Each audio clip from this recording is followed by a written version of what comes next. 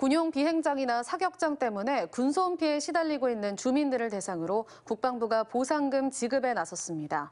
강원도에도 10개 시군 주민들을 상대로 이번 주부터 보상금 신청 접수를 시작했는데요. 보상금은 적은데 규제는 오히려 늘어나 아예 보상을 받지 않겠다는 주민들도 있습니다. 김상훈 기자가 보도합니다. 양구읍에 위치한 안대리 헬기 부대. 활주로와 헬기 이동 경로를 따라 아파트 2곳을 포함해 1000여 세대 정도가 거주하고 있습니다. 인근에 군 사격장도 있어 밤낮으로 소음이 계속됩니다. 언제 쏜다는 그 얘기가 없잖아요. 밤새 딱 쏘게 되면 고폭탄 같은 거 쏘게 되면 아주 소음이 대단하더라고요. 이렇게 군소음 대책 지역에 거주하는 주민들을 대상으로 이번 주부터 보상금 지급 절차가 시작됐습니다. 소음 정도에 따라 1종 구역은 매월 6만 원, 2종은 4만 5천 원, 3종은 3만 원으로 군소음법 시행 이후 14개월치가 한 번에 지급될 예정입니다.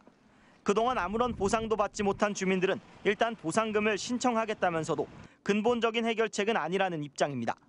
근데 그거 말고 개선의 여지는 없는 거잖아요. 저희가 감수하고 살아야 되는 부분이잖아요.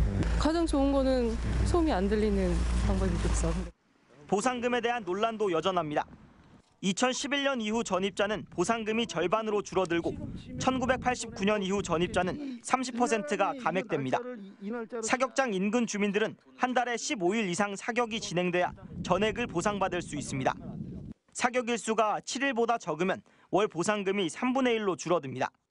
포사격장이 있는 양구 해안면 주민들은 아예 보상금을 다 같이 받지 않기로 했습니다. 한 달에 한 번도 안 쏘면은 0원. 한 달에 7일 쓰면 3분의 1. 그럼 이 날짜로 따지고 본다면 한 달에 1,000원도 안 될 수가 있고 뭐 망고 필요가 없다는 얘기지, 주민들 입장에서. 특히 소음 피해가 심한 1종 구역은 건축물을 새로 짓게 되면 방음 시설을 자비로 설치하도록 규제가 생겨 오히려 손해라는 반응입니다. 이 밖에 소음 피해를 보는 학교에 대한 방음 대책이나 보상금에 대한 물가 상승률 반영 등 논란이 지속되고 있습니다.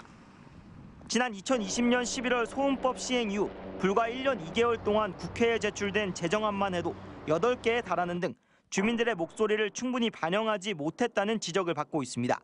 MBC 뉴스 김상훈입니다.